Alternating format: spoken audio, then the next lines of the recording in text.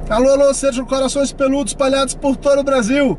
Eu sou o do Salles e este é o Review no Volante com o Gordo Inconstante.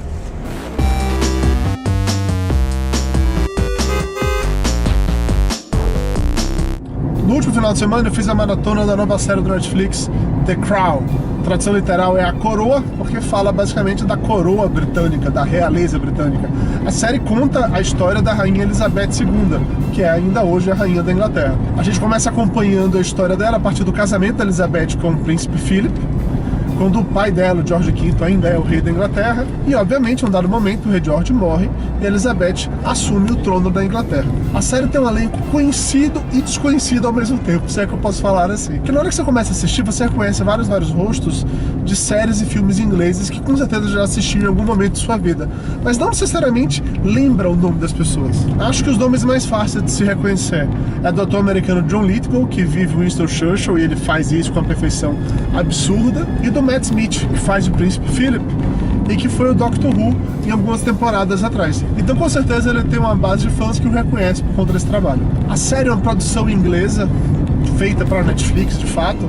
Os 10 episódios foram lançados todos de uma vez. A segunda temporada já está encomendada, diga-se de passagem. E existem boatos de que será uma série com 6 temporadas, chegando a 60 episódios. E aí praticamente cobrindo o reinado da Elizabeth II até os dias de hoje. A série é baseada em fatos históricos, mas obviamente algumas coisas não devem ter acontecido exatamente daquela forma. Até porque, como a maioria dos diálogos retratados na série não tinha uma testemunha para dizer que aconteceu daquele jeito de fato, tudo é muito mais baseado na imaginação, na interpretação dos autores da série, com base em relatos de terceiros ou com base nas personalidades que essas figuras históricas têm. Eu confesso que eu achei muito interessante acompanhar os bastidores da família real britânica, porque eu não tinha essa percepção de que eles eram praticamente escravos, prisioneiros, vamos colocar assim, da estrutura montada, da honra da igreja, do governo, das tradições. Eles não têm necessariamente escolha de quase nada na vida, eles têm que seguir daquele jeito.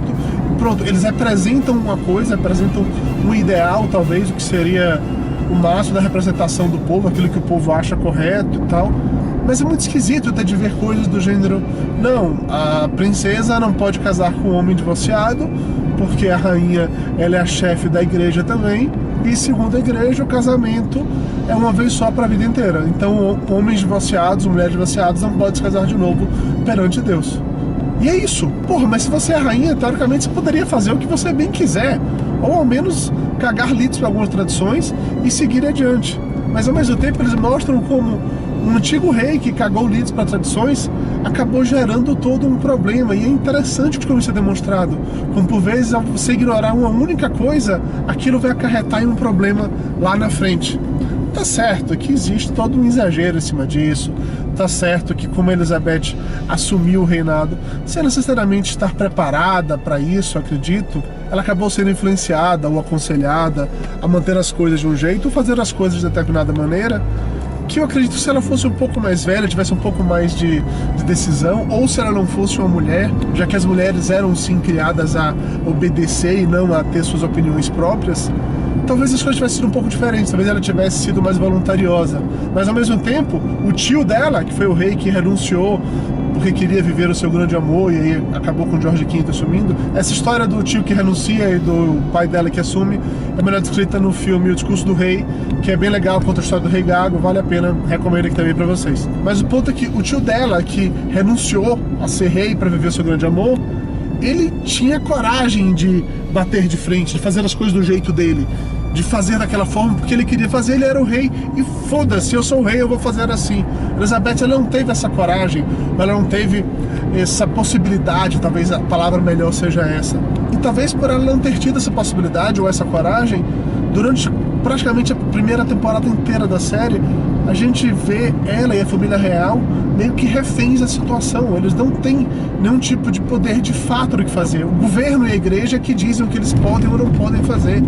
Isso é muito esquisito, é relação de prisão praticamente.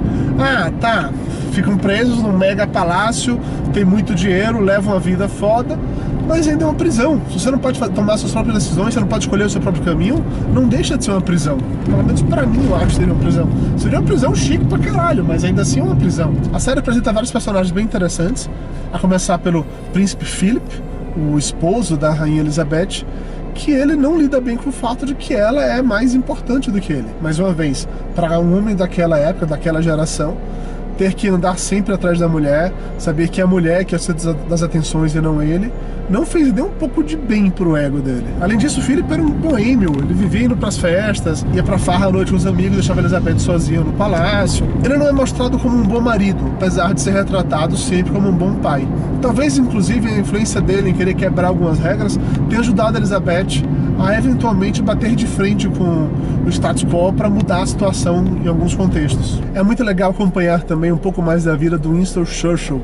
Eu já tinha assistido alguns filmes sobre a vida dele, mas a maior parte meio que cobre aquele momento da Segunda Guerra Mundial, em que, obviamente, ele é uma figura absurda, maior que a própria história. Mas depois da Segunda Guerra Mundial, ele continuava por lá. Ele continuava querendo alguma coisa, ele continuava querendo ser relevante. E é curioso o fato de que ele se tornou primeiro-ministro novamente, mas ele não estava muito interessado em governar o país. Cara, ele tinha ganhado uma guerra, então o que ele queria, na verdade, era influenciar o mundo. Ele queria focar em todo o conceito do Império Britânico, de como a Inglaterra era maior que tudo isso, poderia fazer mais do que tudo isso. Não estava interessado em coisas mundanas, em coisas do dia a dia, em preço do gás, em poluição, em aquecimento global, foda-se.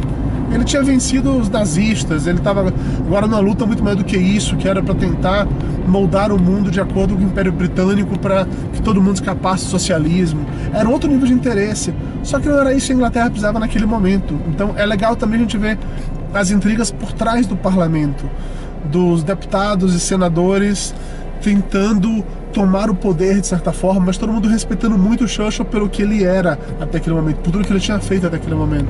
Nesse sentido, mais uma vez, vale destacar que o John Lithgow tá um monstro como Winston Churchill. Uma interpretação absurda. O cara abraçou de tal maneira o personagem que tem vários momentos que você realmente acredita que ele é o Churchill. Que não é só fisicamente, é a maneira como ele fala, como ele reage, como ele fica parado. Se você já viu qualquer foto do Churchill, você já viu qualquer vídeo do Churchill, você consegue perceber isso, essas nuances da interpretação do personagem. Alguns dos poucos detalhes que eu de fato sei sobre a coroa britânica aparecem lá como easter eggs na série. Tipo os cachorros da rainha, ela tem cachorros até hoje e eles estão lá, aquela raça deve ser obviamente a preferida dela. O Charles, né, o príncipe Charles, ainda criança, escolheram um menino bem orelhudo para combinar com o Charles da vida real. A rainha mãe, que curte tomar um gin, já estava na fase do me processe, tinha ligado foda-se para um monte de coisa. Demorou um pouco para aceitar a morte do marido, mas depois que aceitou isso também, não quis se importar com mais porra nenhuma. A princesa Margaret, que rolou toda uma disputazinha lá de inveja entre ela e a rainha, a maneira como a Elizabeth agia de um jeito, a Margaret de outro. A Elizabeth invejava a liberdade da Margaret, que por sua vez invejava a atenção da Elizabeth. É bem interessante ver isso, né? Como na família real, né? Até, sei lá, entre os mais nobres da nossa sociedade, aquelas coisinhas, aquelas picuinhas de briga de irmão continuam por lá. Eu, inclusive, perguntei pra Mayra, minha esposa, já que ela tem irmãs, se com irmã é assim mesmo, se vive brigando, tem essas picuinhas. Ela confirmou que é exatamente desse jeito, que não muda nada. Eu dou 8,5 pra primeira temporada de The Crown. É uma série muito legal, eu recomendo que todos vocês assistam. Talvez não fazendo maratona como eu fiz, porque eu acho que é uma série que vale a pena digerir mais lentamente.